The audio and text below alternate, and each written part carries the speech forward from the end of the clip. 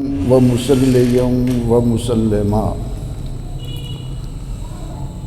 أما بعد فأعوذ بالله من الشيطان الرجيم بسم الله الرحمن الرحيم يا أيها النبي إنا أرسلناك شاهدا ومبشرا ونذيرا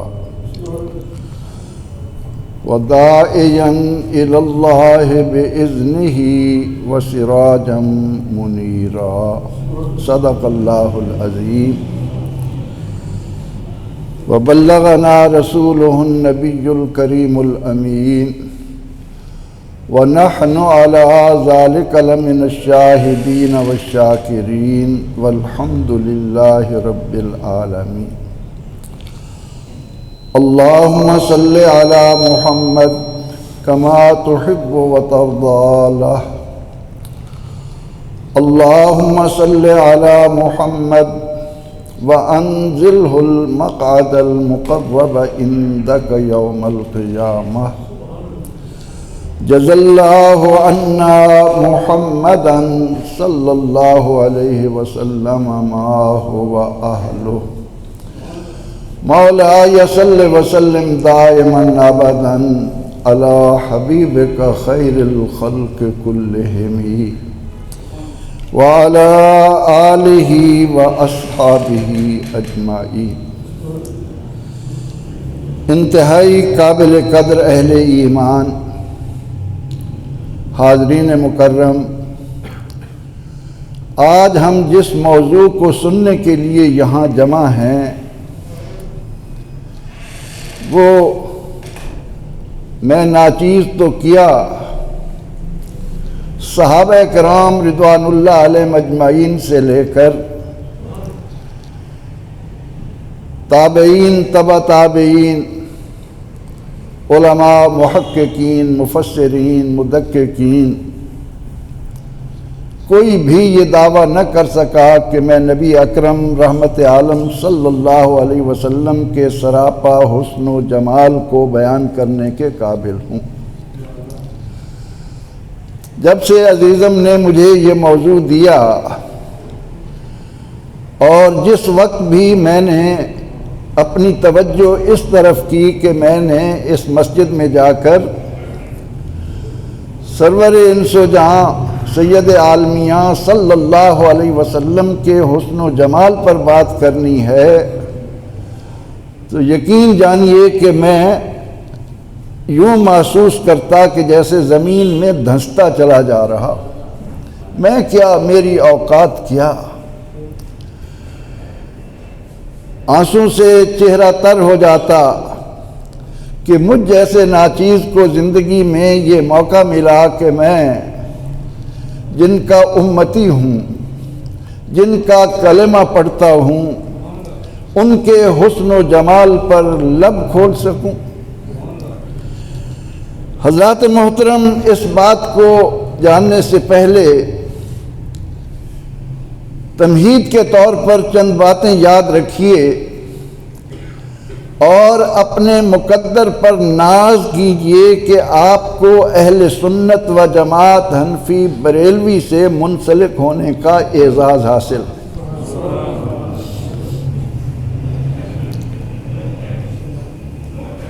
طالب علم کے طور پر میں جب قرآن حکیم کا مطالعہ کرتا ہوں تو قرآن پاک مجھ پر واضح کرتا ہے کہ اے بندے، تجھے جن کا امتی ہونے کا اعزاز حاصل ہے وہ مدارج و مراتب کی ان بلندیوں پر فائز ہیں کہ پروردگار عالمین نے عالم بالا کو وجود عطا کرتے وقت جب آدم کو زمین پر اتارا، آدم کو تخلیق کیا اور ان کی پشت سے ارواح نکالی تو انبیاء علیہ السلام کی ارواح سے یہ عہد لے لیا گیا کہ جب میں تمہیں کتاب و حکمت دے دوں اور تمہارے ہوتے جب یہ محبوب مدنی صلی اللہ علیہ وسلم تشریف لائیں تو ان کی موجودگی میں تم نے اپنے آپ کو نبی نہیں کہلوانا، ان پر ایمان لانا ہے، ان کا مؤید و منصر بننا ہے، ان کا کلمہ پڑھنا ہے۔ یہی وجہ ہے کہ نبی رحمت صلی اللہ علیہ وسلم نے جب امت کے اس روشن ستارے فاروق اعظم رضی اللہ عنہ کو تورات کے چند اوراق ہاتھ میں دیکھے تو پوری توجہ سے فرمایا کہ عمر یہ کیا؟ تمہیں معلوم نہیں کہ آج موسیٰ علیہ السلام بھی یہاں ہوتے تو ان کو بھی مجھ پر ایمان لانے کے سوا کوئی چارہ نہ ہوتا۔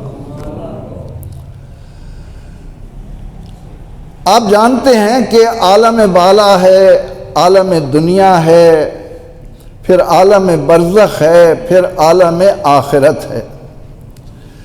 عالم بالا سے تو ہم دنیا میں آ چکے، اب عالم دنیا کے بعد ہمارے پاس عالم برزخ آنا ہے جس سے کسی کو مفر نہیں، اس کے بعد عالم آخرت آنا ہے۔ اگر آپ عالم دنیا میں ہوتے ہوئے عالم بالا کی طرف توجہ کریں تو ہم یہ دیکھتے ہیں کہ رب کریم نے اپنی مخلوق سے جس انسان کو اپنی محبت کے لیے چنا، جن کو حبیب اللہ کا درجہ عطا فرمایا، وہ محمد عربی ہیں صلی اللہ علیہ وسلم۔ محافل میلاد میں جہاں موقع ملا ایک بات میں نے سننے والوں کو خاص طور پر یاد دلائی کہ آپ جتنی دیر اس پاکیزہ محفل میں بیٹھیں اپنے قلوب و اذہان کو اللہ کے شکر کے ساتھ اس طرح سامنے رکھیں کہ اس نے ہمیں بن مانگے آپ کا امتی ہونے کا اعزاز دیا۔ اتنی نعمتیں عطا کر اس نے کسی نعمت پر اپنا احسان نہیں جتلایا، لیکن اس نعمت عظمیٰ پر اس پروردگار عالمین نے لقد من اللہ علی المومنین کہہ کر احسان جتلایا ہے، تو آخر اس کی کوئی تو وجہ ہے۔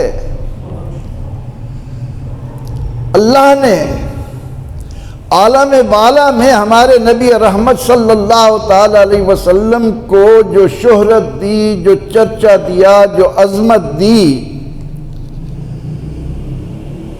اس کا اظہار قرآن کریم یوں کرتا ہے کہ حضرت ابراہیم علیہ السلام آپ کی آمد کی دعائیں مانگ رہے ہیں، موسیٰ علیہ السلام کو تورات ملتی ہے، اس کا مطالعہ کرنے کے بعد وہ دعا کے لیے جب ہاتھ اٹھاتے ہیں تو یہ کہتے ہیں کہ اے اللہ مجھے کلیم بنانے کی بجائے اپنے حبیب کا امتی بنا۔ قرآن کریم نے اسے یوں بیان کیا کہ یجدونہ مکتوبا عندہم فی التوراۃ والانجیل، کہیں کہا کہ یعرفونہ کما یعرفون ابناءہم۔ قرآن سے پہلے کتنی کتابیں، کتنے صحیفے دنیا کے اندر آئے، ان کے بارے میں قرآن کہہ رہا ہے کہ کوئی صحیفہ، کوئی کتاب ایسی نہیں تھی جو ذکر مصطفیٰ سے معمور نہ ہو، بھرا نہ پڑا ہو۔ اتنا تعارف کہ یعرفونہ کما یعرفون ابناءہم، کہ ان کو پڑھنے والے ہمارے نبی علیہ السلام کو ایسے پہچانتے جیسے اپنی اولاد کو۔ اور وہ صرف پہچانتے ہی نہیں تھے، آپ صلی اللہ علیہ وسلم کے جمال و حسن سے کس قدر متاثر ہوتے تھے، اس کی مثالیں آپ کو اپنی تاریخ میں روشن انداز میں ملتی ہیں۔ ایک تو آپ یہ دیکھیں کہ اس زمین پر سب سے پہلے آدم علیہ السلام کی جس جگہ توبہ قبول ہوئی ہمارے نبی علیہ السلام کے نام کے صدقے میں، وہ جگہ جبل رحمت ہے۔ جب آپ حج کے لیے جاتے ہیں تو آپ نے کبھی سوچا کہ یہ جبل رحمت کیا ہے؟ یہ وہ جگہ ہے جہاں اللہ نے اس سراپا حسن و جمال والی ذات اقدس کے صدقے میں آدم کی توبہ قبول فرمائی تھی، اور پھر آدم علیہ السلام کو اللہ نے ایک بیٹا اور ایک بیٹی جوڑے کے طور پر عطا کیے، لیکن ان کی اولاد میں جن کی پیشانی میں نور محمد رکھنا تھا، حضرت شیس علیہ السلام کو اکیلے پیدا کیا گیا۔ نوح علیہ السلام نے کشتی تیار کی، اس پر جلی حروف میں لکھا محمد۔ ابراہیم علیہ السلام کا میں ذکر کر چکا۔ سلیمان علیہ السلام کی جو انگوٹھی تھی، حضرت سلیمان علیہ السلام کے بارے میں کون نہیں جانتا کہ اللہ نے انہیں کتنی شان عطا کی، روئے زمین کی حکمرانی، زمین کی ہر شے پر حکومت، لیکن انہوں نے جو انگوٹھی بنائی، اس انگوٹھی پر ان کی جو مہر تھی اس پر لکھا تھا لا الہ الا انا و محمد رسولی۔ حضرت سلیمان علیہ السلام اپنے مکتوبات، اپنی تحریروں پر جو مہر لگا رہے تھے وہ ہمارے نبی صلی اللہ علیہ وسلم کے نام کی تھی، اور یہ بات اکثر یہاں محافل میں آپ نے علماء سے سنی ہوگی، میں نے بھی شاید بارہا بیان کیا ہوگا کہ حضرت سلیمان علیہ السلام مدینہ منورہ والی جگہ کو تخت سے اتر کر انتہائی تعظیم سے طے کرنے کے بعد، یہ اہل سنت کے ہاں ہے وَمَن يُعَظِّمْ شَعَائِرَ اللَّهِ فَإِنَّهَا مِن تَقْوَى الْقُلُوبِ، اللہ کے شاعر کی تعظیم بجا لانا دلوں کا تقویٰ ہے، اور اس وقت روئے زمین پر یہ نعمت اگر کسی کو حاصل ہے تو وہ صرف اور سنیوں کو حاصل ہے۔ سنیوں کے علاوہ شاعر کی تعظیم اور کسی کے ہاں آپ کو نہیں ملے گی۔ اب سلیمان علیہ السلام سے جب سوال کیا گیا کہ اے اللہ کے نبی، آپ یہاں تک سوار آئے، اس جگہ کو آپ نے احتراماً پیدل طے کیا، اس کی وجہ تو بتائیں، کوئی ریزن تو ہوگی، کوئی سبب تو ہوگا۔ تو آپ نے اس موقع پر اپنے لشکر کے سامنے ہمارے آقا علیہ السلام کا حسن و جمال اور آپ کے فضائل کس طرح بیان کیے ہوں گے۔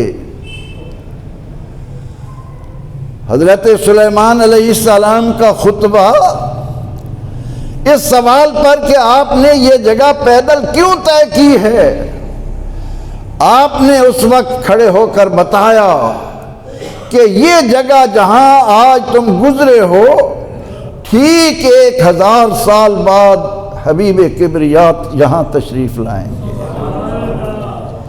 اب مجمع نے کہا کہ جناب آپ نے ان کا نام تو بتا دیا، ان کا حسن و جمال بھی تو بیان فرمائیں، ان کے اوصاف بھی تو بیان فرمائیں۔ اب سلیمان علیہ السلام اپنی امت کو، اپنے لشکریوں کو، اپنے ساتھیوں کو آقا علیہ الصلاۃ والتسلیم کا تعارف اس انداز میں عطا کرتے ہیں کہ اس مجمع میں سے ایک سردار طبہ نامی آپ صلی اللہ علیہ وسلم کا عاشق ہو کر وہیں ڈیرہ ڈال لیتے، وہاں رکتا نہیں، وہ آپ صلی اللہ علیہ وسلم کے عشق میں اس مقام تک جاتا ہے کہ اس سے حضور علیہ السلام کی نعت سرزد ہوتی ہے۔ وہ ہمارے آقا کا قصیدہ لکھتا ہے، وہ سلیمان علیہ السلام کا ساتھی، اور اس کی لکھی ہوئی وہ نعت کب ظاہر ہوتی ہے؟ جب حضور علیہ السلام ہجرت فرما کر مدینہ منورہ آتے ہیں، اور آپ کی اونٹنی کو جب راستہ دیا جاتا ہے اور حضور علیہ السلام جب آ کر حضرت ابو ایوب انصاری رضی اللہ عنہ کو یہ شرف عطا کرتے ہیں تو آپ اپنی ناکہ مبارکہ سے اترتے ہی جلوہ فروز ہوتے ہی فرماتے ہیں ابو ایوب وہ میرے عاشق طبہ کا لکھا ہوا قصیدہ تو لے آؤ، میں ان کو اپنا امتی ہونے کا اعزاز عطا کر دوں۔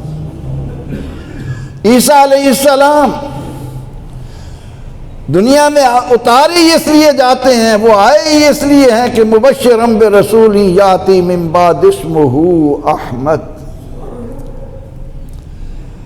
دوستو، جن کے حسن و جمال کی باتیں سننے اور بیان کرنے کے لیے ہم جمع ہیں، اللہ رب العزت نے انہیں نام کیسا عطا کیا۔ آسمانوں میں دھوم ہے احمد کی اور زمین پر چرچا ہے محمد کا۔ اس حسین ترین لیسا کمثلہ ہی احد، جن جیسا کوئی حسین آ ہی نہیں سکتا، نہ کبھی آیا۔ لم یات نظیر کفی نظر مثل تو نہ پیدا شد جانا، مثل تو شد نہ پیدا جانا۔ یہ نام کیوں دیا گیا؟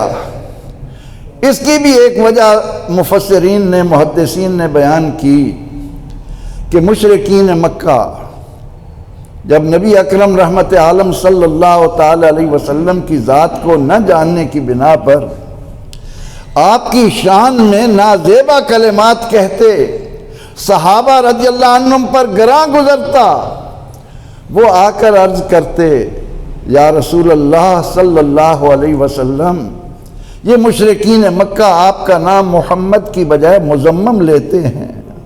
آپ فرماتے تم پریشان کیوں ہوتے ہو؟ یشتمون و یلعنون مزمما وانا محمد، وہ کسی مزمم کی برائی کرتے ہوں گے، ہم تو ہیں ہی محمد۔ عیسیٰ علیہ السلام ایک دن اپنی امت میں،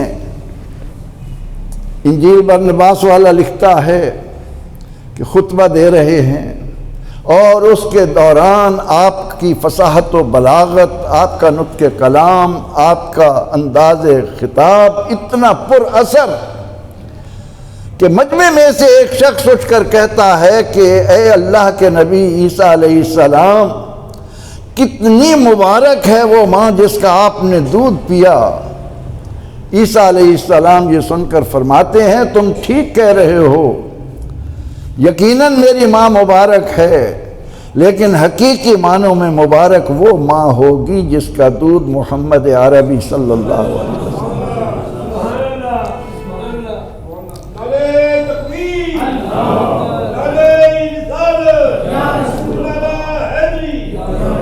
اب ہم عالم دنیا میں آتے ہیں تو دوستو، اس عالم دنیا کے متعلق یہ یاد رکھ لو کہ ہم اپنی یہ زندگی، خواہ اس کا تعلق ہمارے اخلاق سے ہے، خواہ اس کا تعلق ہماری معاشرت سے ہے، خواہ اس کا تعلق ہماری معیشت سے ہے، خواہ اس کا تعلق ہماری سیاست، ثقافت، سماج سے ہے، کسی بھی انداز میں نبی رحمت صلی اللہ علیہ وسلم کے دامن سے وابستہ ہوئے بغیر اس کو بہتر نہیں بنا سکتے کسی صورت میں۔ قدم قدم پر اگر احتیاج ہے اس عالم دنیا میں تو پوری عالم انسانیت کو ضرورت ہے محمد عربی صلی اللہ علیہ وسلم کے اسوہ حسنہ کی۔ اور اہل ایمان کو تو یہاں حکم دے دیا گیا لا یرغب انفسهم عن نفسہ، او کلمہ پڑھنے والو، اپنی جانوں کو میرے نبی کی جان سے زیادہ عزیز نہ جاننا۔ ہمیں قرآن نے حکم دے دیا کل ان کان آباؤکم وابناؤکم وازواجکم وعشیرتکم واموال اقترفتموہا۔ قرآن اس آیہ کریمہ میں دوانے بھر کی نعمتیں، چیزیں گنوا کر اہل ایمان کو مخاطب کر رہا ہے کہ اگر تمہیں یہ دنیا بھر کی نعمتیں میرے محبوب کے مقابلے میں عزیز ہوئی تو پھر میری رحمت نہیں، میری لعنت کا انتظار کرو، میرے عذاب کا انتظار کرو۔ خلاف پیمبر کسے راہ گزیر، ہرگز بمنزل نہ خواہد رسید۔ اس دنیا میں کوئی بھی اسوہ حسنہ پر چلے بغیر اطمینان قلب کی نعمت، دنیا و آخرت میں قبر میں کامیابی کی ضمانت پا ہی نہیں سکتا۔ اسی لیے اقبال نے کہہ دیا کہ محمد سے وفا تو نے تو ہم تیرے ہیں، بمصطفیٰ بے رسا خیچرا کے دی ہم آؤس، اگر باؤ نہ رسیدی تمام بولا بھی۔ اب اس کے بعد جب ہم پہنچتے ہیں قبر میں، امام بخاری اور امام مسلم نے وہاں ایک ہی سوال لکھا۔ کئی احادیث میں 3 سوال آئے، لیکن احادیث کے ذخیرے میں جن کو آپ صحیحین کہتے ہیں، جن کو متفق علیہ کہتے ہیں، وہ نبی رحمت صلی اللہ علیہ وسلم کی تعلیمات کی روشنی میں قیامت تک آنے والے مسلمانوں کو بتا رہے ہیں، خبردار جب پڑھا ہے لا الہ الا اللہ محمد الرسول اللہ تو یاد رکھ قبر میں پہنچتے ہی اپنے آقا کو پہچانے گا تو قبر جنت بنے گی، ورنہ نہیں۔ اب قبر میں وہ سوال کیا ہے؟ ما کنت تقول فی حق ھذا الرجل، غور کیجئے گا۔ میں تمہید کے طور پر ہر ایک شہدا ہے ہم میں سے ہر ایک کی یہ کیفیت ہے کہ آقا علیہ السلام کا نام سامنے آتے ہی میری جان، میرا مال، میری اولاد، میرے تمام کچھ آپ پر قربان۔ مگر یاد رکھیے کہ عالم دنیا سے جب انسان عالم برزخ میں منتقل ہوا تو وہاں سکون کی دولت، وہاں راحت جیسی نعمت، وہاں پر کامیابی کی دلیل اگر کوئی ہوگی تو فرشتے حضور علیہ السلام کی طرف اشارہ کر کے کہیں گے کہ اے آنے والے بتاؤ ان کے بارے کیا کہا کرتا تھا۔ یہ نہیں کہیں گے تو نے ان پر درود پڑھا،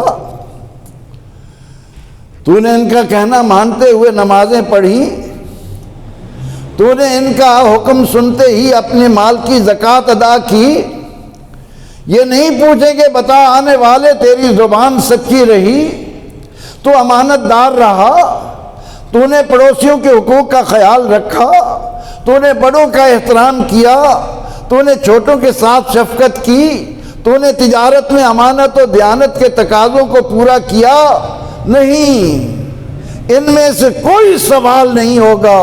فرشتے آ کر یہ کہیں گے کہ یہ تو بتا کہ تو ان کے بارے میں کہا کیا کرتا تھا۔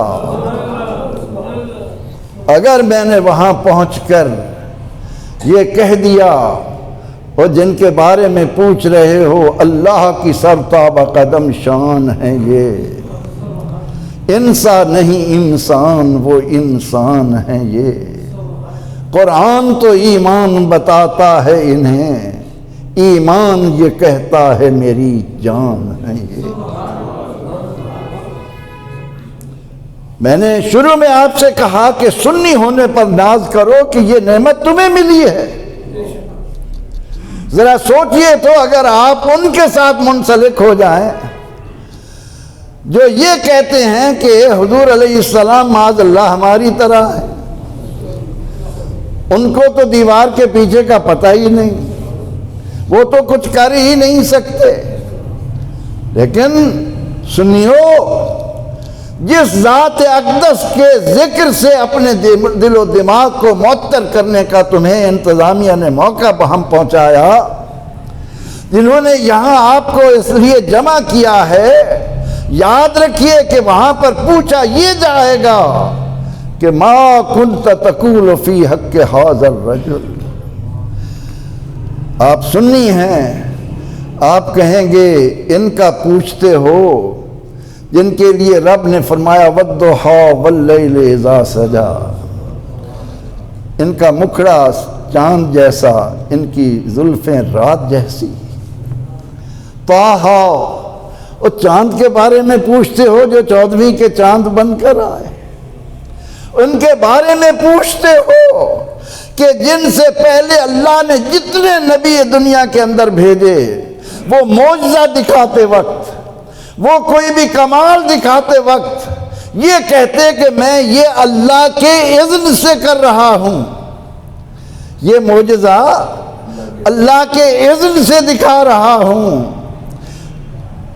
اگر تمہارے سامنے پتھر سے اونٹنی نکلی ہے تو اللہ کے اذن سے، اگر نار نمرود ابراہیم پر گل و گلزار ہوئی ہے تو اللہ کے اذن سے، اگر میں بیماروں کو تندرست کرتا ہوں تو اللہ کے اذن سے، اگر میں مردے زندہ کر رہا ہوں تو اللہ کے اذن سے، اگر میں مٹی کا پرندہ بنا کر اس میں پھونک مار کر اڑا رہا ہوں تو اللہ کے اذن سے۔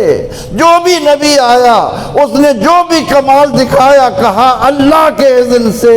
اے فرشتوں، قبر میں تم مجھ سے جس کے بارے میں سوال کر رہے ہو یہ وہ ہے جنہیں رب نے بھیجا، اعلان کر دیا ما ینطق عن الہویٰ، پیارے تیری زبان پر بولوں گا میں خود۔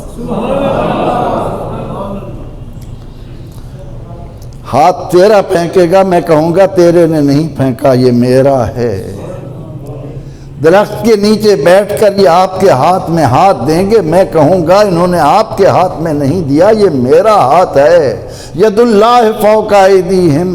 اس لیے آقا علیہ السلام اس اعزاز کے مالک ہیں ایمان والو کہ آپ کو باذن اللہ کہنے کی حاجت ہی نہیں، آپ کو اس بات کی ضرورت ہی نہیں۔ اس دنیا میں نبی رحمت صلی اللہ تعالی علیہ وسلم کے دامن سے وابستہ ہوئے بغیر، آپ صلی اللہ علیہ وسلم کی بتائی ہوئی راہ پر چلے بغیر، اپنے بدن کے ایک ایک بال کو آپ کے عشق و محبت میں گرفتار کیے بغیر قبر میں کوئی سوال کا جواب نہ دے سکے گا۔ اس لیے ایک تو درود و سلام کی کثرت۔ امام زین العابدین سے سوال ہوا کہ حضور آپ اتنے مرتبہ و مقام والے ہیں، حضور علیہ السلام کا ارشاد ہے آپ کی امت کے 73 فرقے بنیں گے، آپ یہ تو فرمائیں کہ ان میں سے ناجی فرقہ، کامیاب فرقہ کون سا ہوگا؟ امام زین العابدین نے اس کی نشانی دی کہ لوگوں، وہ لوگ ناجی ہوں گے جو حضور علیہ السلام پر کثرت سے درود و سلام پڑھنے والے ہوں، کثرت سے۔ ان محفلوں سے یہ نعمت بھی پاؤ۔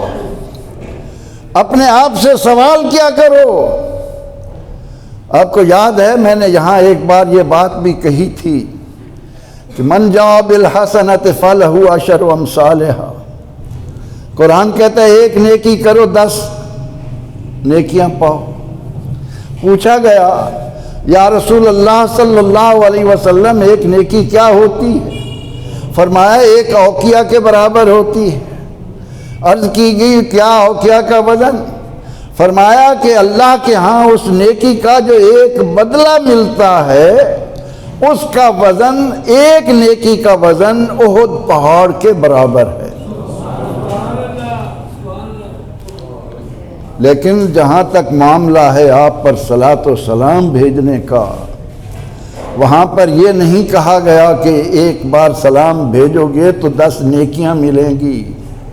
وہاں پر یہ کہا گیا ایک بار درود بھیجنے والے کو 10 رحمتیں ملیں گی۔ نیکی کا وزن معلوم کیا جا سکتا ہے۔ کون وہ پیمانہ لائے جو رحمت کو تول سکے، رحمت کا اندازہ لگا سکے؟ دوستو، یہی وجہ ہے کہ جبریل امین علیہ السلام نے کہا یا رسول اللہ صلی اللہ علیہ وسلم آپ کے حسن و جمال کا یہ عاشق، میں جبریل کو اس نقطہ نظر سے بھی دیکھتا ہوں کہ آپ صلی اللہ علیہ وسلم سے پہلے کسی کے پاس ایک بار گیا، کہیں 2 بار گیا، کہیں 12 مرتبہ گیا، زیادہ سے زیادہ کسی کے پاس گئے تو 200 بار، لیکن عالم بالا اللہ کے ہاں اس قدر و منزلت کو دیکھ کر حضور علیہ السلام کی خدمت میں کتنی بار آئے؟ 24,000 مرتبہ جبریل امین علیہ السلام۔ اور یہی تو وجہ تھی کہ جبریل علیہ السلام جو بار بار بہانے سے کبھی سفید کپڑے پہن کر، کبھی کوئی رنگ و روپ بنا کر، کبھی کسی انداز میں، کبھی دیا کلبی کی صورت میں بار بار آ رہے ہیں، تو ایک دن حضور علیہ السلام نے پوچھ ہی لیا کہ جبریل تم تو اتنے حسین دیکھتے آئے ہو، یہ تو بتاؤ ہمیں کیسا پایا؟ جبریل کہتے ہیں آفاق ہو گردیدہ ہم، مہر بتاں ورزیدہ ہم، بسیار خوباں دیدہ ہم، لیکن تو چیزیں دیگری۔ یا رسول اللہ جو آپ کی بارگاہ میں لذتیں ہیں، جو آپ کا حسن و جمال ہے، اس کو جبریل کیسے بیان کرے؟ آفاق ہو گردیدہ ہم، مہر بتاں ورزیدہ ہم، بڑے حسین دیکھے، بڑے حسن و جمال والے دیکھے، بسیار خوب دیدہ ہم، نہ معلوم کتنے حسین دیکھے، لیکن تو چیزیں دیگری۔ یا رسول اللہ آپ کا کیا کہنا؟ دوستو قبر میں کثرت سے درود و سلام پڑھنے والا کہ جبریل امین علیہ السلام عرض کریں یا رسول اللہ صلی اللہ علیہ وسلم، اللہ نے آپ کے اس خادم کو یہ طاقت اور قوت دی ہے، آسمان سے برسنے والی بارش کے قطروں کو گن سکتا ہے، دنیا میں موجود درختوں کے پتوں کو شمار کر سکتا ہے، موجود صحراؤں میں ریت کے ذرات کو جبریل گن سکتا ہے، لیکن درود بھیجنے والے پر جو رحمتیں برستی ہیں وہ جبریل سے نہیں گنی جاتی۔ ان کو شمار میں لانا جبریل کے بس سے باہر ہے۔ یہ ہے مرتبہ و مقام سنیت کا کہ ما کنت تقول فی حق ھذا الرجل۔ اس سے آگے چلیے عالم آخرت میں، عالم آخرت میں دوستو کیا منظر ہوگا؟ سورج قریب کر دیا گیا ہے، زمین تانبے کی بن کر دہک رہی ہے، ہر آدمی اپنے اپنے گناہوں کے مطابق پسینے میں شرابور ہے، کوئی ہاتھ تھامنے والا نہیں، کوئی رہنما بننے کے لیے تیار نہیں۔ اللہ کے انبیاء علیہ السلام جو ایک شان کے ساتھ وہاں جلوہ فروز ہیں، حضور علیہ السلام فرماتے ہیں کہ میدان حشر میں اللہ تعالیٰ اپنے ہر نبی کو ایک تخت عطا کرے گا، اور اللہ کا ہر نبی اپنے تخت پر بیٹھ جائے گا، رونق فروز ہو جائے گا، لیکن مجھے جو مقام محمود، مجھے جو تخت دیا جائے گا، میں اس پر نہیں بیٹھوں گا کہ کہیں یہ مجھے اڑا کر جنت میں لے جائے اور میری امت پریشان ہو، میری امت رلے۔ انبیاء سلام اللہ علیہ مجمعین ایک ایک کر کے کہہ دیں گے اذهبوا الی غیری، اذهبوا الی غیری، نفسی، آج کسی اور کو ڈھونڈو، میرے اندر مجال نہیں۔ سب دروازوں سے پھرنے کے بعد یعنی اللہ رب العزت اپنے بندوں کو وہاں یہ مقام دکھا دے گا دوستو کہ فقط اتنا سبب ہے انعقاد بزم محشر کا کہ ان کی شان محبوبیت دکھائی جانے والی۔ جب آپ کی خدمت میں آئیں گے فرمائیں گے انا لہا، حساب و کتاب ہو جائے گا، جنتی جنت میں، جہنمی جہنم میں چلے جائیں گے۔ اس کے بعد قرآن کہتا ہے ہوگا کیا؟ یاد رکھو، محافل میلاد کا انعقاد کرنے والوں، آقا علیہ السلام کا غلام ہونے کے دعوے داروں، حضور علیہ السلام کی محبت کو کائنات کی ہر شے پر فوقیت دینے والوں، یاد رکھو کہ جب تمام فیصلے ہو جائیں گے، ہر ایک اپنے اپنے مقام پر ہوگا، تو قرآن کہتا ہے کہ اس دن کامیاب لوگوں کے رنگ کو دیکھ کر مجرم کیا کہیں گے؟ یوم یعض الظالم علی یدیہ، قرآن کہتا ہے یوم یعض الظالم علی یدیہ ویقول یا لیتنی اتخذت مع الرسول سبیلا۔ کیا منظر ہوگا؟ ظالم اپنے ہاتھ اپنے دانتوں میں کاٹے گا۔ کب؟ جب وہ کامیاب لوگوں کو دیکھ چکے گا، جب فیصلے ہو جائیں گے، اپنے ہاتھوں کی انگلیوں کو دانتوں میں دبا دبا کر کاٹے گا اور کہے گا یا لیتنی اتخذت مع الرسول سبیلا۔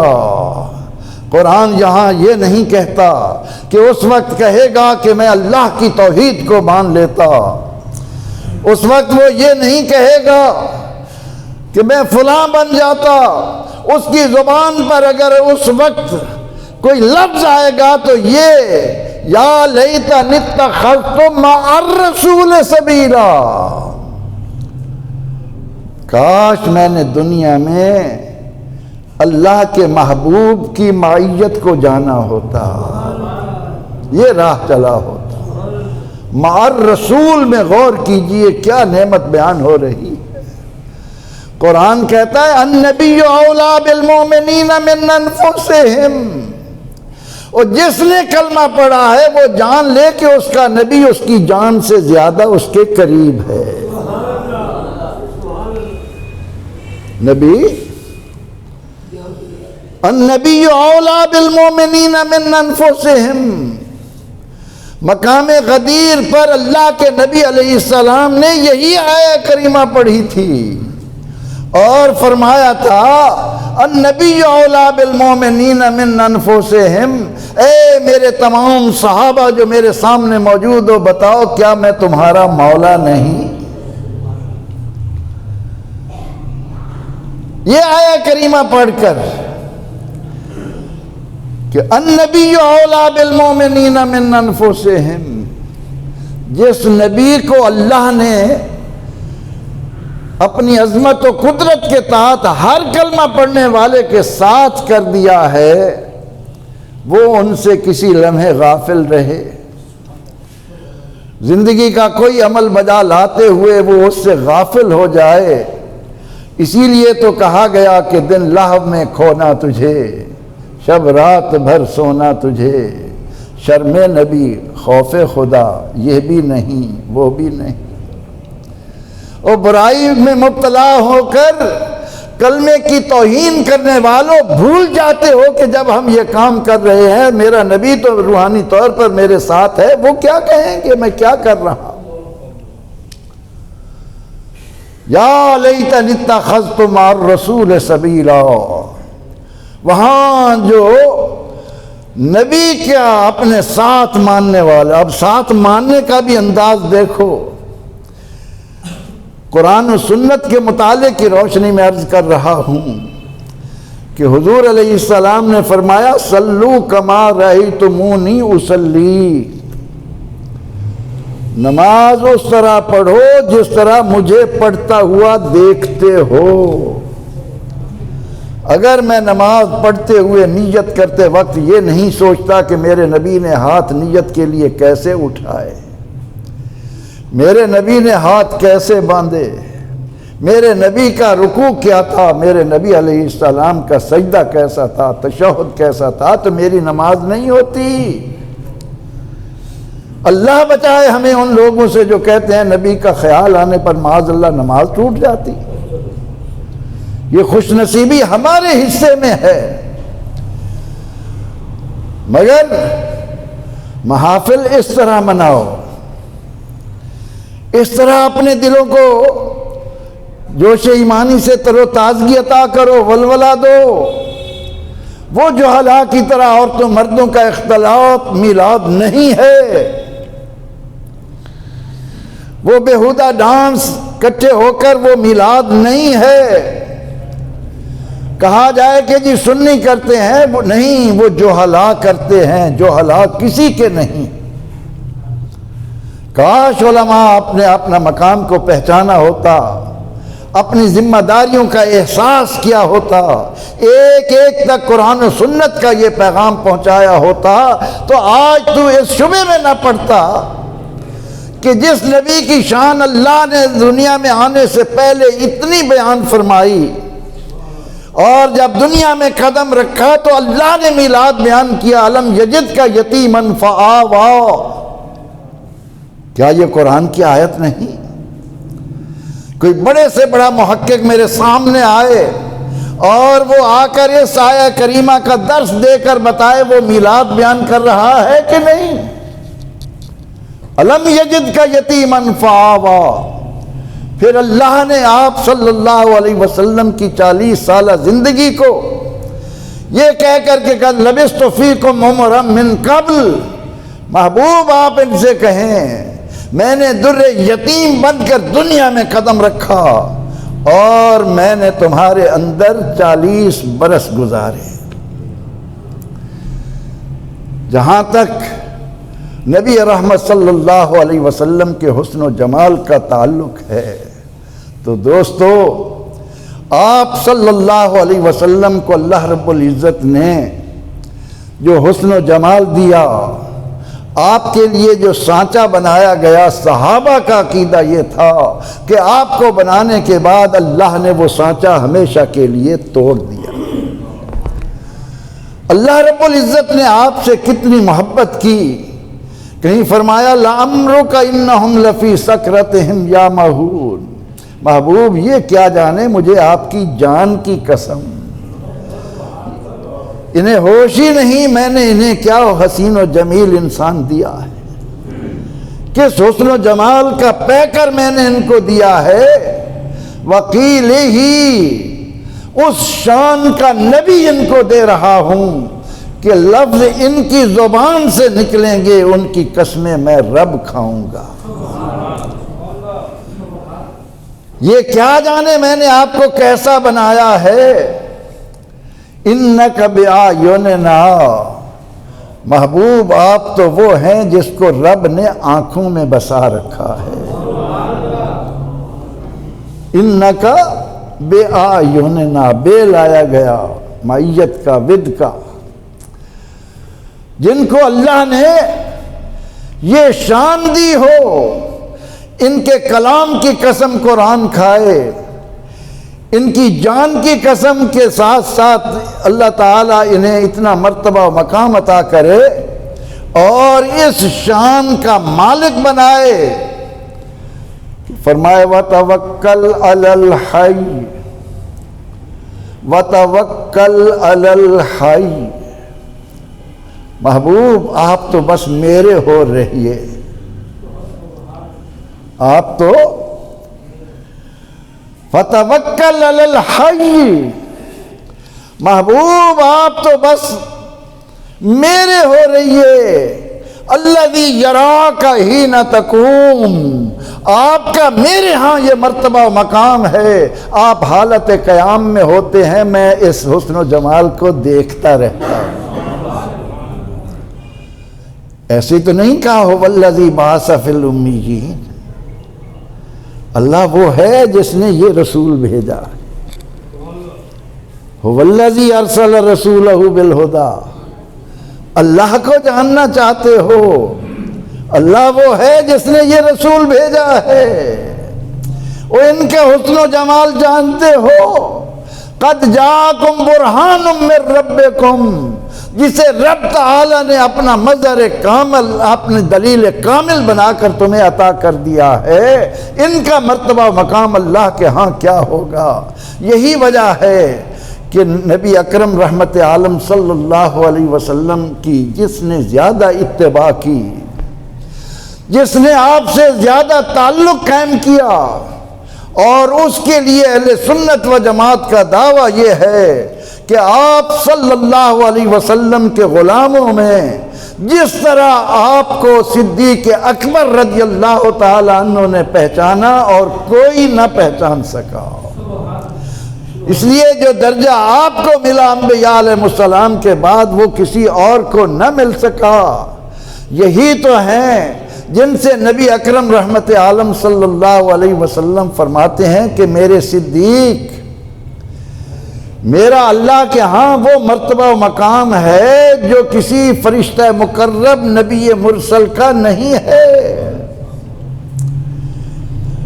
مجھ سے اللہ کس طرح ہم کلام رہتا ہے میں لوگوں کو کیا بتاؤں؟ آپ کے حسن و جمال تو اسی کو نظر آئیں گے نا جو اس سمت چلے گا۔ مکی زندگی میں علماء لکھتے ہیں حضور علیہ السلام تشریف فرما ہے، ابو جہل بدبخت آتا ہے اور کہتا ہے کہ آپ جیسا معاذ اللہ ناپسندیدہ آدمی کوئی نہیں ہوگا، نازیبا کلمات کہتا ہے۔ آپ فرماتے ہیں تو نے ٹھیک کہا۔ تھوڑی دیر میں صدیق اکبر رضی اللہ عنہ آتے ہیں، یا رسول اللہ صلی اللہ علیہ وسلم آپ کے حسن و جمال کا کیا کہنا، اللہ نے آپ کو جن کمالات سے نوازا ہے آپ جیسا کوئی ہو ہی نہیں سکتا۔ آپ فرماتے ہیں صدیق تو نے ٹھیک کہا۔ جو 7 اور صحابہ بیٹھے ہوئے تھے وہ کہنے لگے یا رسول اللہ صلی اللہ علیہ وسلم ابو جہل نے ایسا کہا، آپ نے اسے بھی کہا تو ٹھیک ہے۔ صدیق اکبر رضی اللہ عنہ نے اس طرح سے آپ کی خدمت میں اپنی عقیدت کا اظہار کیا، آپ نے ان سے بھی کہا کہ ٹھیک ہے۔ تو آپ نے فرمایا میں دست قدرت کا سیکل کیا ہوا آئینہ ہوں، جیسا جو کوئی ہوتا ہے اس کو میں ویسا ہی نظر آتا ہوں، اس کو میں ویسا ہی نظر آتا ہوں۔ نبی اکرم رحمت عالم صلی اللہ علیہ وسلم کے حسن و جمال پر صدیق اکبر رضی اللہ تعالی عنہ کی فدائیت کیا تھی۔ ایک مرتبہ جب رحمت عالم صلی اللہ علیہ وسلم نے اپنی 3 پسندیدہ چیزوں کا ذکر کیا تو صدیق اکبر رضی اللہ عنہ کو بھی موقع مل گیا، بڑھ کر آگے آئے اور عرض کی کہ صدیق اکبر رضی اللہ عنہ کو اس کائنات میں اگر کوئی چیز سب سے زیادہ پسند ہے تو النظر علی وجہ رسول اللہ، آپ کا رخ زیبا ہو، صدیق کی آنکھ ہو، بس ہر وقت آپ کو دیکھتا رہوں۔ یہ کون کہہ رہے ہیں؟ صدیق اکبر، وہ صدیق اکبر رضی اللہ عنہ جو 2 مرتبہ مکی زندگی میں آپ کی خاطر ایسا پٹے کہ آپ کی آنکھیں تک سوج میں دھنس گئیں، آپ پر ایسے قربان ہوئے کہ اس قدر مشرکین نے آپ کو تکلیف پہنچائی، اتنا منہ سوج گیا، اور اس میں اس پوزیشن میں ہوتے ہوئے جو کوئی بھی آ کر آپ سے ہمدردی کا اظہار کرتا، کہتے مجھے کچھ نہ کہو، یہ بتاؤ میرے آقا کس حال میں ہے۔ آخر آپ کی والدہ آپ کو تسلی دیتی ہیں کہ آپ سالم ہیں، ٹھیک ہیں، آنکھیں کھولو۔ فرمایا کہ نہیں اماں، صدیق اس وقت آنکھ کھولے گا جب سامنے رخ مصطفیٰ ہو۔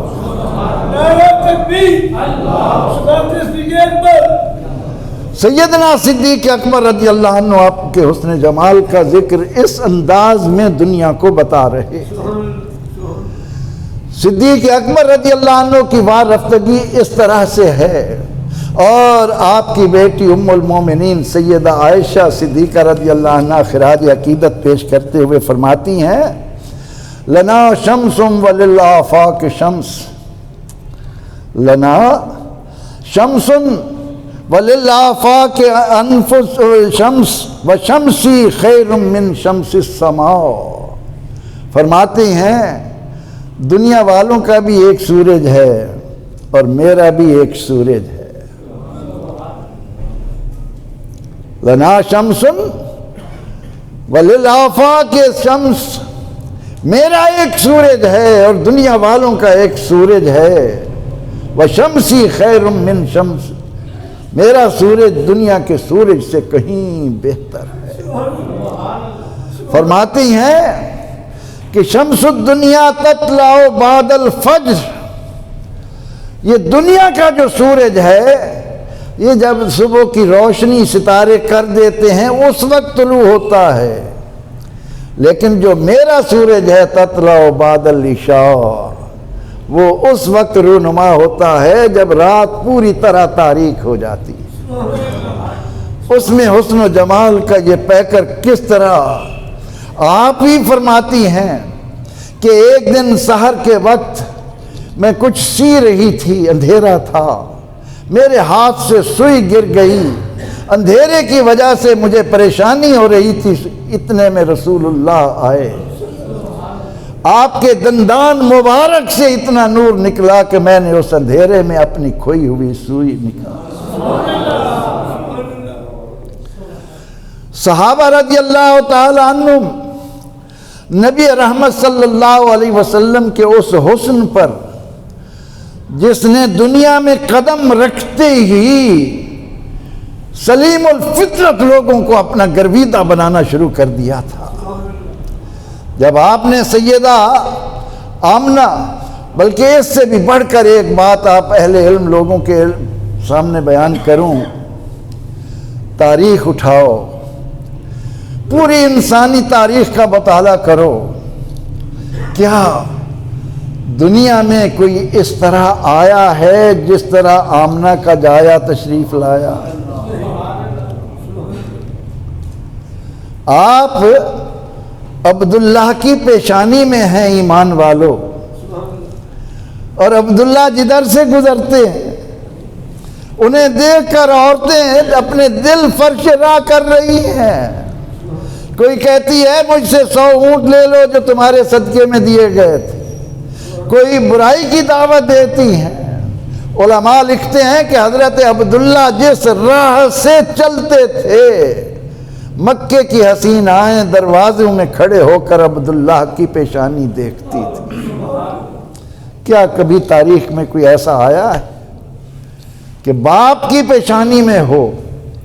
اور یہ کوئی باتیں مصنوعی نہیں ہیں، کسی بھی سیرت کی کتاب کو اٹھا کر دیکھیے کہ حضرت عبداللہ کی پیشانی میں ہیں آپ صلی اللہ علیہ وسلم، اور مکے کی ایک ایک عورت اس طرح جانتی ہے۔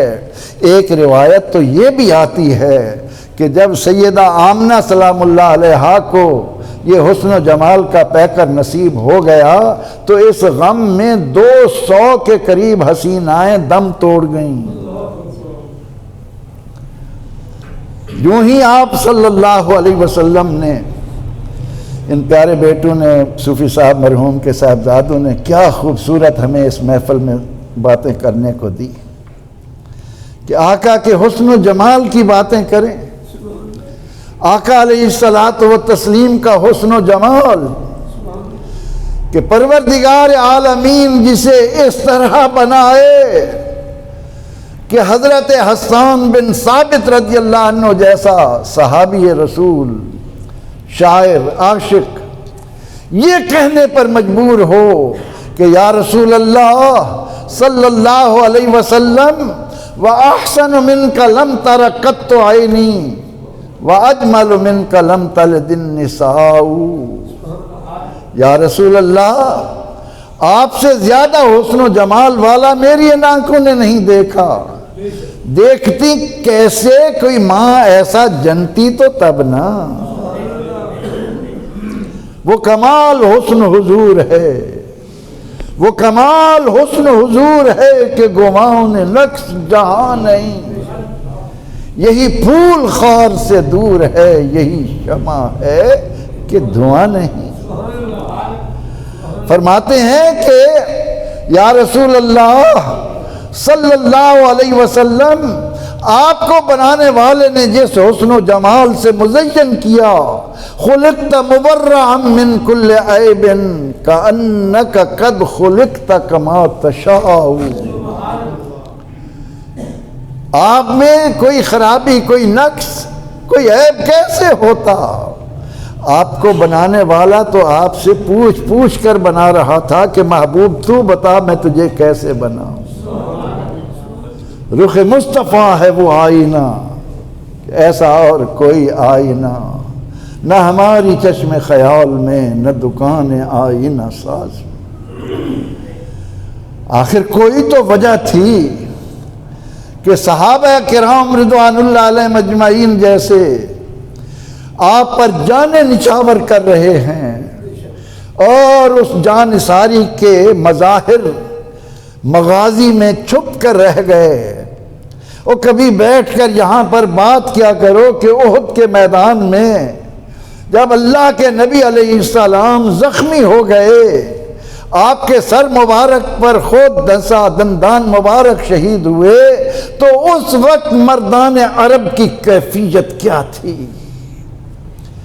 کس طرح سے وہ اس حسن کے پیکر پر کہ ایک عورت نکلتی ہے، اس کو بتایا جاتا ہے تیرا باپ شہید ہو گیا، اسے بتایا جاتا ہے تیرا شوہر شہید ہو گیا، اسے کہا جاتا ہے تیرا بیٹا شہید ہو گیا، وہ آخر کہتی ہے میں نے ان کے بارے میں تم سے پوچھا کب ہے، مجھے تو اس حسن کے پیکر کا بتاؤ وہ کیسے۔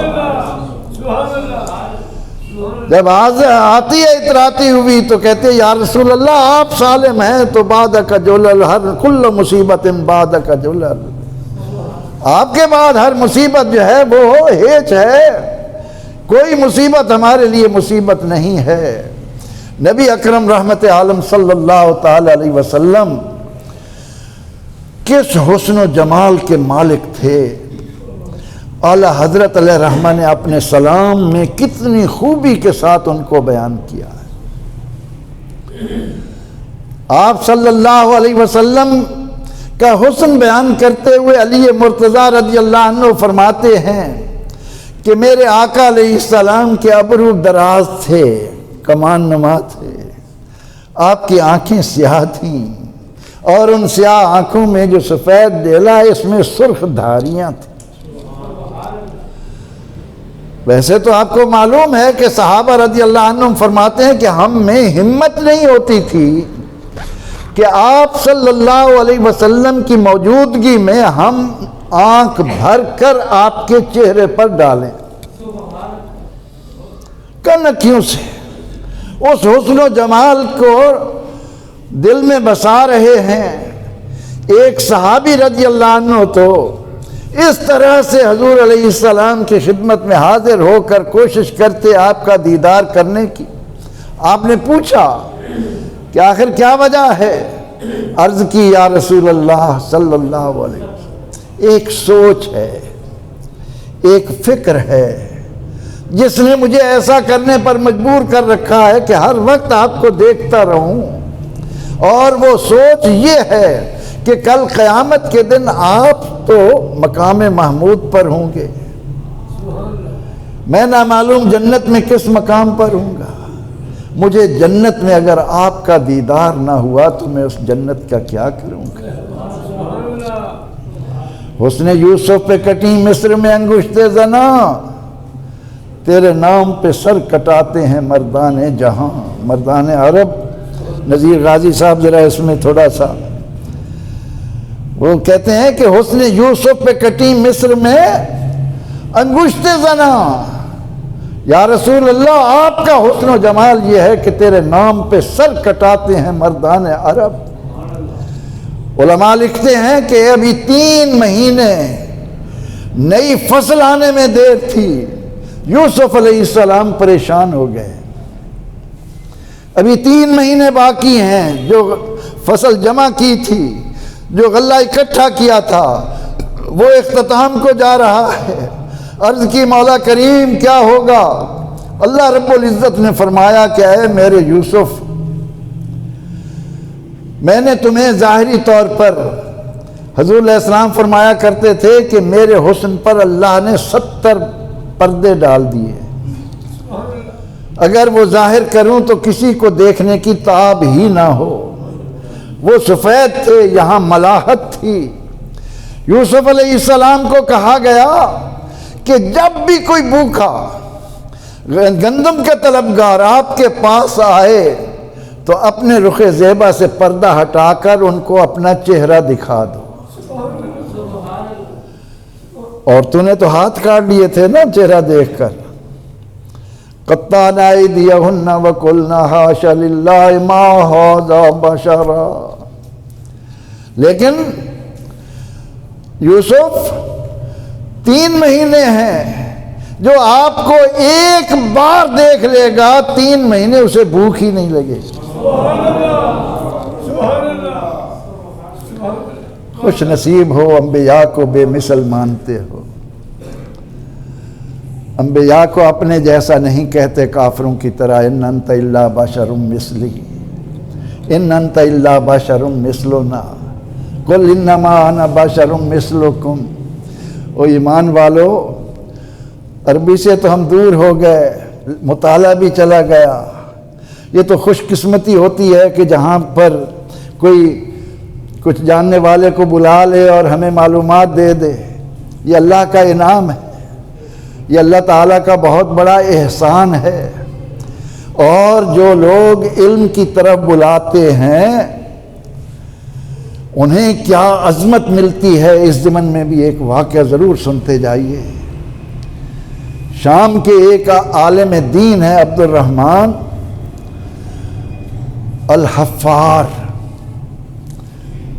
ان کے نام کے ساتھ ہے الحفار، علم سے غفلت اختیار کرنے والوں، کفار و مشرکین کی طرح اپنا زندگی کا ہدف بھی مال و دولت جمع کرنا، نمود و نمائش میں پڑھنا، عیش و عشرت کے سامان کرنے کو بنا لینے والوں، وہ تمہارا منصب ہی کچھ اور تھا۔ تمہیں تو آقا نے یہ فرمایا تھا خیرکم من تعلم القرآن وعلمہ، تم میں بہتر وہ ہے جو قرآن سیکھے اور دوسروں کو سکھائے۔ قرآن سیکھتے اور سکھاتے تو ہماری یہ بری حالت نہ ہوتی۔ آج دنیا میں کمینی ذہنیت کے لوگوں کو جرأت ہی نہیں ہوتی کہ ہمارے آقا جو حسن و جمال کے پیکر ہیں ان کے بارے میں وہ اپنی سوچ میں بھی کوئی خیال لا سکتے، لیکن انہیں معلوم ہے کہ حضور علیہ السلام کی آمد سے قبل جو معاشرہ تھا ان کے مقاصد بھی یہی تھے کہ اپنے آپ کو چودھری گنواؤ، نمبردار گنواؤ۔ ابو جہل کیا کہتا تھا؟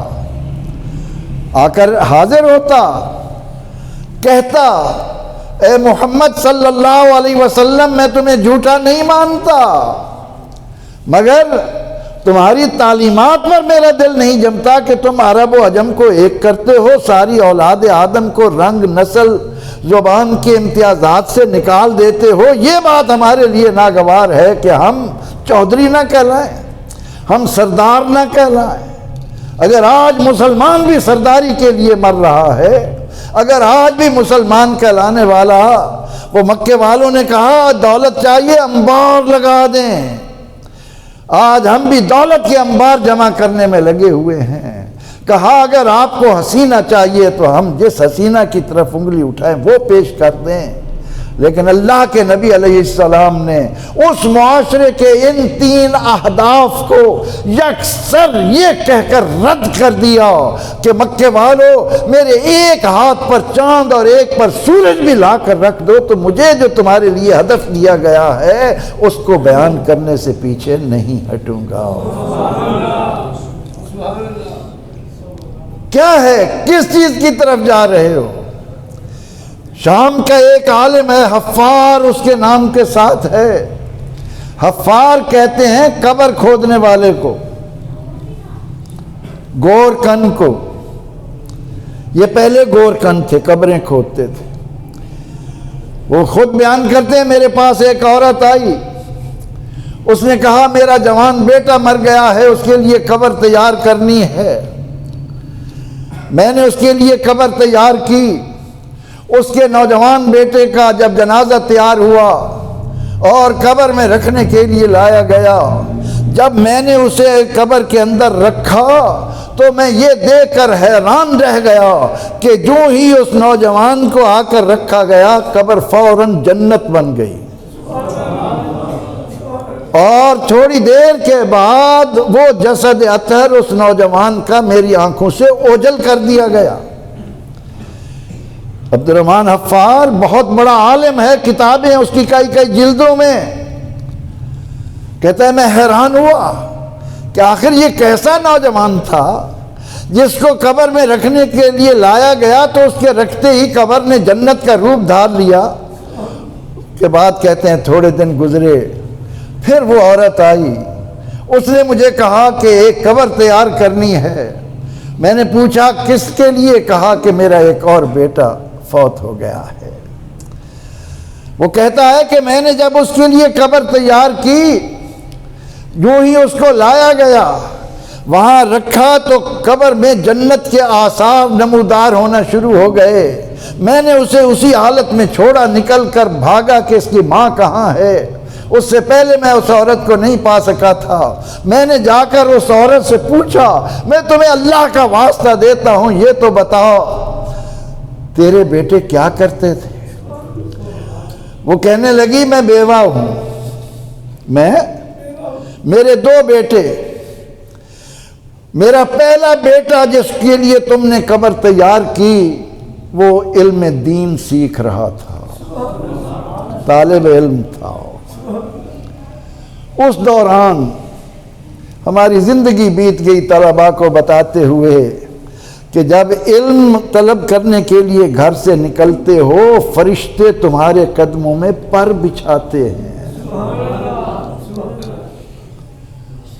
علم سے دور یہ قوم بلکہ پوری امت مسلمہ، جس طرف بھی نگاہ اٹھاؤ دنیا میں آقا علیہ السلام کے حسن و جمال پر اپنا سب کچھ لٹانے کا دعویٰ رکھنے والے 1.5 ارب سے زیادہ ہوں، 56 سے زیادہ ریاستوں کے مالک ہوں، ان کی موجودگی میں فرانس کے کتے کو یہ جرأت ہو کہ وہ ہمارے آقا علیہ السلام کے بارے میں ایسی حرکت کرے اور اس کا بال بھی بیکا نہ ہو۔ کیوں؟ اس لیے کہ ہم صرف نعروں پر رہ گئے، ہماری پوری توجہ اپنی عمارات کو سجانے پر لگ گئی، ہماری پوری توجہ خاص دنوں میں دیگیں چڑھا کر بانٹنے میں لگ گئی، لیکن جو ہمارا مشن تھا کہ ہم نے طالب العلم فریضۃ علی کل مسلم و مسلمۃ، جس نبی علیہ السلام نے، جس حسن کے پیکر نے، جس شمع رسالت نے، جس مصطفیٰ جان رحمت پہ لاکھوں سلام نے امت کو یہ کہا ہو کہ علم طلب کرنا فرض ہے، وہ اس علم سے اتنی غافل، اس کو یہ علم بتانے کے لیے ایسی محافل کی ضرورت ہے۔ ایسی محافل میں اگر کسی نے کوئی بات ہمیں پہنچا دی، ورنہ ہم روایتی طور پر انگریز نے آ کر 100 سال میں ہماری جو ذہنیت بدلی اس سے نکلنے کے لیے ہم تیار ہی نہیں ہیں۔ دوستو، اس عورت نے کہا کہ میرا پہلا بیٹا جو فوت ہوا وہ علم دین حاصل کر رہا تھا، علم حاصل کر رہا تھا، اللہ نے اس کو یہ مقام دیا۔ کہا بہن یہ بتا دوسرا بیٹا کیا کرتا تھا؟ کہا کہ میرا یہ دوسرا بیٹا لکڑی کا کام کر کے اس کا خرچہ اٹھاتا تھا، وہ علم سیکھ رہا تھا اور دوسرا بیٹا اس کو علم سیکھنے میں مدد دے رہا تھا۔ اب وہ چونکہ آنکھوں سے دیکھ چکا تھا کہ کیا منظر ہوا ہے، اس نے گورکنی چھوڑی اور اس عمر میں جا کر طالب علم بن گیا۔ پھر علم میں اس مقام پر گیا کہ آج اس کا علماء کی صف میں کئی جلدوں میں اس کی ضخیم کتابیں موجود ہیں۔ شام کا تھا عربی میں، اس نے اتنا کام کیا تو نبی اکرم رحمت عالم صلی اللہ تعالی علیہ وسلم جو ہر مومن کے لیے، جن کے لیے ایک ایک آپ کی صفت ایمان کو تازگی عطا کرتی ہے، مکھ چند بدر شاشانی، مکھ چند بدر متھے چمک دی، متھے چمک دی کالی زلف تے، کالی زلف تے اکھی ہن مخمور، اکھی ہن مد بھریاں۔ یہ نعت پڑھی جاتی ہے، ہم جھوم اٹھتے، لیکن جس نے یہ نعت لکھی ہے اس کے بارے میں بھی کبھی جانا کہ آقا علیہ السلام کھلی آنکھوں میں سامنے آ جاتے تھے کہ یہ میری ختم نبوت کا محافظ میرا بیٹا۔ آج ہم یہ تو پڑھتے ہیں لم یات نذیروں کا فی ناظرن، لم یات نذیروں کا فی ناظرن مثلے تو نہ شد پیدا جانا۔ یا رسول اللہ، آپ جیسا، آپ کی مثال اللہ نے بنائی ہی نہیں۔ حضرت حسان بن ثابت رضی اللہ تعالی عنہ ایک مقام پر کہتے ہیں، متا یبدو فی اللیل البہیم جبینو بالج مثل مصباح الذی المتوقدی۔ حضرت حسان فرماتے ہیں کہ میرے آقا علیہ الصلاۃ والتسلیم کی شان یہ تھی کہ ان جیسا کبھی ظاہر ہی نہیں ہوا۔ آپ اس شان کے مالک تھے کہ اندھیری رات میں آپ کا ماتھا، آپ کی پیشانی مبارک روشن ہو کر چمکتی تھی، روشن ہوتی تھی۔ کیا آپ نے علماء سے نہیں سنا؟ مولانا روم علیہ الرحمٰن نے بڑے مزے لے لے کر یہ بات ہم تک پہنچائی۔ حضور سید عالم صلی اللہ تعالی علیہ وسلم، ایک تو وہ ہے نا کہ ہجرت کی رات ام معبد کے ہاں، اور پھر ام معبد جس انداز میں حسن و جمال کا نقشہ کھینچتی، ایک وہ مقام ہے کہ آپ سفر پر ہیں، قافلے میں پانی، کیا بات کریں حسن و جمال کی، جن کی انگلیاں ایسے سیدھی ہوتی جنت کے چشمے سے جڑ جاتی، پانی کے فوارے چھوٹ پڑتے، انگلی اٹھتی چاند دو ٹکڑے ہو جاتا۔ حضرت عباس بن عبد المطلب ایک دن عرض کرتے ہیں، یا رسول اللہ صلی اللہ علیہ وسلم، میں بتاؤں میں نے کلمہ کیوں پڑھا؟ فرمایا چچا بتاؤ مومن کیوں بنے؟ عرض کی یا رسول اللہ صلی اللہ علیہ وسلم، آپ حلیمہ سعدیہ کے پاس تھے، واہ حلیمہ تیرا نصیب، جن کے جسم کے ساتھ لگنے کے لیے بڑے بڑے صحابہ ترستے تھے، تو ان کے لبوں پر اپنے لب رکھ دیتی ہوگی، کبھی ان کی پیشانی چومتی ہوگی، کبھی انہیں چھاتی پر لٹاتی ہوگی۔ حلیمہ تیرے کیا کہنے؟ حلیمہ کہتی ہیں کہ میں نے تہیہ کیا کہ خالی ہاتھ جانے کی بجائے عبد المطلب سے مل تو لوں۔ فرماتی ہیں کہ ملنے کی دیر تھی جب انہوں نے مجھے آمنہ کا حجرہ دکھایا، وہ آمنہ کا حجرہ جس میں آمنہ فرماتی ہیں کہ خرج منی نور، میں نے نور جنم دیا۔ ماں کہتی ہے میں نے نور جنم دیا، اور مولوی کہیں نور مانو گے تو ایمان ہی نہیں رہے گا۔ فرماتی ہیں میں آئی، میں نے دیکھا کہ آپ سبز کپڑے میں اور اس طرح لیٹے ہیں کہ نور چھن چھن کر آ رہا ہے۔ فرماتی ہیں میں جب پہنچی تو آپ کی یہ غم سے معمور آنکھیں، مخمور آنکھیں بند تھیں۔ فرماتی ہیں میرے آنے پر جب نبی رحمت صلی اللہ علیہ وسلم نے مبارک آنکھیں کھولیں، ان آنکھوں سے جو نور نکلا اس نے مجھے آپ کا شیدائی بنا دیا۔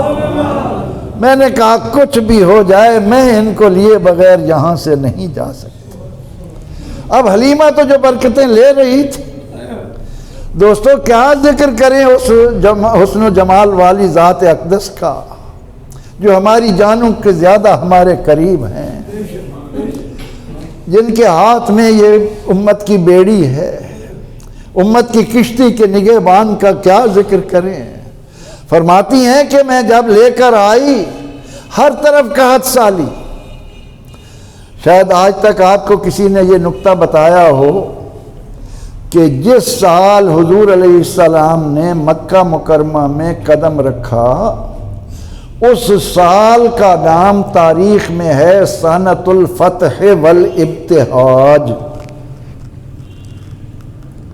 دیکھتے نا، ربیع فی نور فوق ربیع، نور فوق نور، نور فی نور، بہار ہی بہار۔ اس سال کا نام تاریخ میں ہے سنۃ الفتح والابتہاج، فتح اور خوشی کا سال، فتح اور خوشی کا سال۔ اور اللہ نے وہ خوشی اس طرح منائی، وہ ذات لم یزل جانتی تھی کہ یہ معاشرہ اتنی اتھاہ گہرائیوں میں گر چکا ہے جہالت کی، اس قدر گمراہ ہو چکا ہے، اس کے گھر میں بیٹی دیتا ہوں تو اس کا منہ کالا ہو جاتا ہے، ظل وجہہ مسودا وہو کظیم، یہ لوگوں سے چھپنا شروع کر دیتا ہے کہ میرے گھر بیٹی ہوئی ہے۔ اس سال اللہ نے جب مکہ مکرمہ میں اپنے نور کو، اپنے محبوب کو، اپنے انبیاء کے سردار کو، سید ولد آدم کو جب بھیجا تو اس رب نے پوری کائنات میں کسی کو بیٹی نہیں دی کہ میرے محبوب کے آنے پر کوئی بھی غمگین نہ ہو، کہیں غم کی علامت نظر نہ آئے، کسی چہرے پر شکن نہ آئے۔ اور محفل میلاد کا سن کر ماتھے پر شکن ڈالنے والوں، پھر دعویٰ کرنے والوں کہ ہم نے دین کو زیادہ سیکھا ہے، تم نے اس بات کو ہی سامنے رکھ لیا ہوتا کہ آخر خانہ کعبہ کو اس گھر کی طرف کس نے جھکایا۔ فرماتی ہیں مجھ سے نور نکلا، اور وہ نور کیسا تھا، میرے سامنے شام کے محلات ہی ظاہر نہیں ہوئے، بازار میں چلتے ہوئے اونٹ بھی میں اس حجرے میں دیکھ رہی تھی۔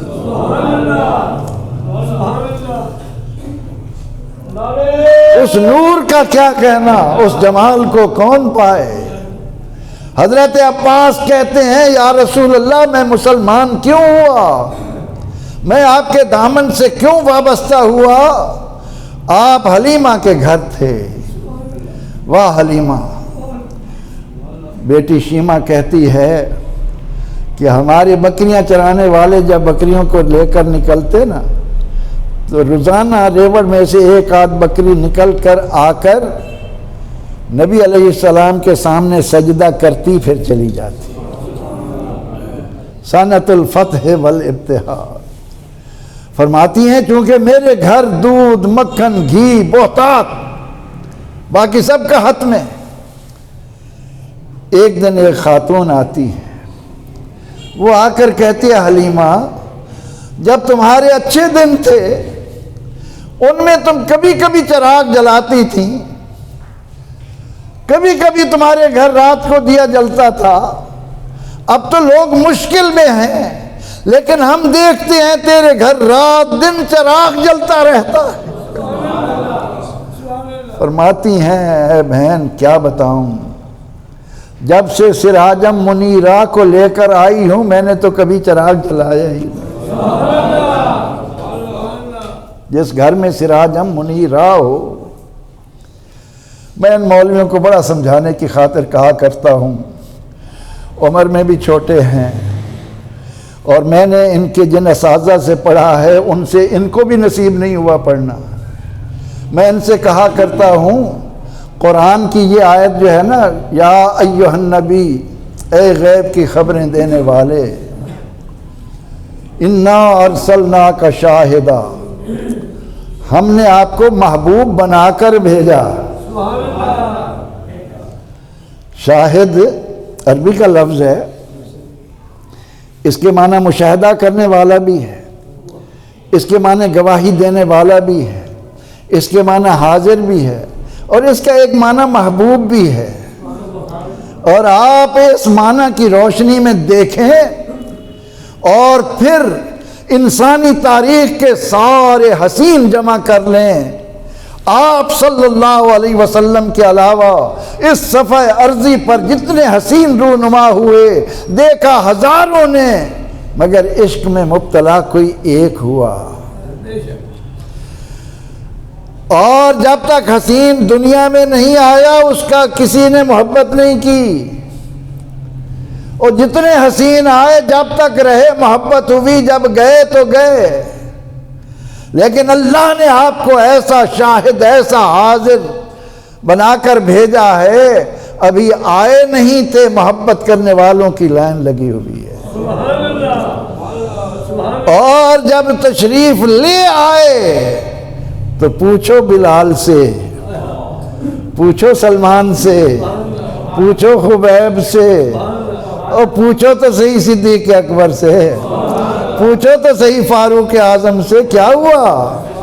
جس نے نیک نیتی سے دیکھا، جس نے نیک نیتی سے دیکھا وہیں رہ گیا۔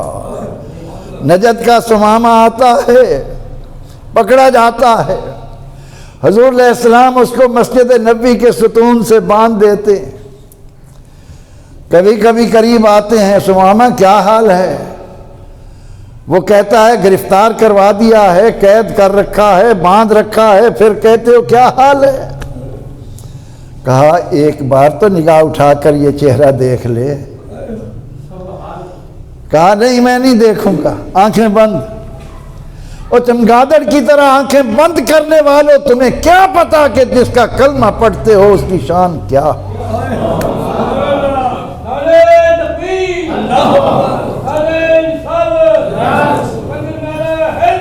اس شان کو جاننا ہو تو کوئی بلال تلاش کرو، کوئی بشر حافی تلاش کرو، کوئی بایزید بستامی تلاش کرو، تمہیں پتہ چلے گا کہ جن کا کلمہ پڑھتے ہیں ان کی شان کیا ہے۔ اور آپ کے حسن و جمال کا تو یہ عالم تھا، جب خانہ کعبہ کو دوبارہ تعمیر کیا گیا اور اس میں حجر اسود کو رکھنے کا وقت آیا، تلواریں نکل آئیں، خود نمائی تھی نا، چودراہٹ تھی، ہر قبیلہ چاہتا تھا، نام چاہتا تھا۔ کیا طے ہوا؟ رہنے دو، انتظار کرو رات بھر، صبح کو جو پہلے آئے اس کو حکم بنا لو، اس کی بات مان لو۔ اب اگلے دن آپ صلی اللہ علیہ وسلم یتیم ہیں، تجارت بھی کوئی بہت بڑی نہیں ہے، دادا بڑا امیر ہے، 100 اونٹ عبداللہ پر قربان کر رہا ہے، 100 اونٹ آپ کی ولادت پر قربان کر رہا ہے، کتنی بڑی امارت ہے عبد المطلب کی۔ لیکن حضور علیہ السلام سب سے پہلے 17-18 برس کی عمر میں، آپ جب نمودار ہوتے ہیں تو آپ کا چہرہ انور دیکھ کر کوئی بھی نہیں کہتا کہ میں ان کے فیصلے سے اختلاف کروں گا۔ کیا بات تھی کہ اس میں نیک نیتی سے دیکھ رہے تھے کہ مکے کی گلیوں میں چلنے والا یہ 14ویں کا چاند کس انداز سے، چنانچہ نبی اکرم رحمت عالم صلی اللہ علیہ وسلم سے حضرت عباس عرض کرتے ہیں، میں آپ پر ایمان اس لیے لایا کہ جب آپ وہاں تھے، جب آپ حلیمہ سعدیہ کے پاس تھے، میں آپ کو دیکھنے کے لیے آیا اور میں یہ دیکھ کر حیران رہ گیا کہ آپ پنگھوڑے میں لیٹے ہیں اور آپ کی انگلی جدھر جدھر اٹھتی ہے چاند بھاگا بھاگا جا رہا ہے۔ فرمایا عباس ٹھیک کہتے ہو، چاند میرا کھلونا تھا، وہ میرے ساتھ کھیلتا تھا، میں اس کے ساتھ کھیلتا تھا۔ مکی زندگی میں حضور نبی اکرم رحمت عالم صلی اللہ علیہ وسلم سے حبیب یمنی کی قیادت میں مشرکین مکہ مطالبہ کرتے ہیں کہ جادو زمین پر رہتا ہے، آسمان پر نہیں جاتا۔ علامہ خرپوتی نے لکھا، اس نے کہا کہ میں آپ کو نبی مانوں گا، آپ مجھے یہ معجزہ دکھائیں کہ چاند کو 2 ٹکڑے کر دیں، جادو تو آسمان پر نہیں جائے گا نا۔ اب اسے کیا پتا تھا کہ جو دنیا میں آیا ہی سراجم منیرہ ہے۔ شاہد کو مان لو، حاضر ناظر کا مسئلہ حل ہو جائے گا۔ سراجم منیرہ تسلیم کر لو، نور کا مسئلہ حل ہو جائے گا۔ کبھی تمہارے ذہنوں میں شک ہی پیدا نہیں ہوگا کہ حضور علیہ السلام کیسے نور علی نور۔ اب اس نے کہا وقت طے ہو گیا۔ وہ مسجد ہلال 79 میں ہم نے اس میں نفل پڑھی، اب تو خواب و خیال میں ملے گی لوگوں کو۔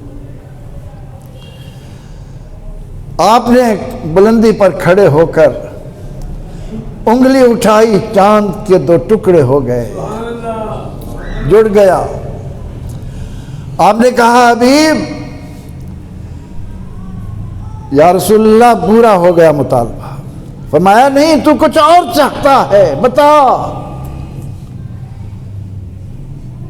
تیری اور تمنا ہے۔ کہا بس میں نے مانگا تھا، معجزہ مل گیا۔ فرمایا نہیں، تو جب گھر سے چلا تھا تیرے گھر میں تیری بیٹی ہے، آنکھوں سے دیکھ نہیں سکتی، کانوں سے سن نہیں سکتی، زبان سے بول نہیں سکتی، ہاتھ نہیں ہلا سکتی، پاؤں نہیں ہلا سکتی، تیری آرزو ہے کہ تیری وہ بیٹی صحیح ہو جائے۔ یمنی وہ ٹھیک ہو گئی۔ اور جب باپ آیا اور باپ کا استقبال اس بیٹی نے کیا تو سب سے پہلے بیٹی باپ کو دیکھ کر کہنے لگی ابا تو بھی پڑھ، میں بھی پڑھوں لا الہ الا اللہ محمد۔ پھر اس نے حضور علیہ السلام کے حسن و جمال سے متعلق جو بات کی کہ ابا جان ماہ مدن آیا تھا، چاند شرما رہا تھا، ان کا ہاتھ پھیرنے کی دیر تھی، مجھے یہ نعمت مل گئی۔ اور دوستو ان کے حسن و جمال کا کیا ذکر کریں۔ مدینہ منورہ کی گلیاں ہیں، باہر سے کوئی دوست اشارہ کر رہے ہیں کہ لیکن یہ تو ذکری حسن و جمال کا ہے تھوڑا سا۔ آپ صلی اللہ علیہ وسلم، امت سو رہی ہے، آپ بیدار ہیں۔ آپ صلی اللہ علیہ وسلم نے دیکھا کہ ایک اننون غیر معلوم قافلہ آیا ہے۔ آپ صلی اللہ علیہ وسلم اس قافلے کے پاس جاتے ہیں، حالات معلوم کرتے ہیں، صحابہ بے چین ہو کر نکلتے ہیں۔ آپ فرماتے ہیں مطمئن ہو کر چلے جاؤ، میں نے معلوم کر لیا ہے یہ قافلے والے رات گزار کر چلے جائیں گے، بستی کو کوئی خطرہ نہیں۔ اس کے بعد حضور علیہ السلام کی اس قافلے کے ایک اونٹ پر نظر پڑی، سرخ رنگ کا تھا، خوبصورت تھا۔ آپ صلی اللہ علیہ وسلم نے قافلے والوں سے کہا کہ اپنا یہ اونٹ فروخت کرو گے؟ انہوں نے کہا کہ ہاں۔ قیمت طے ہو گئی۔ آپ انہیں قیمت ادا کیے بغیر اونٹ لے کر وہاں سے چلے گئے۔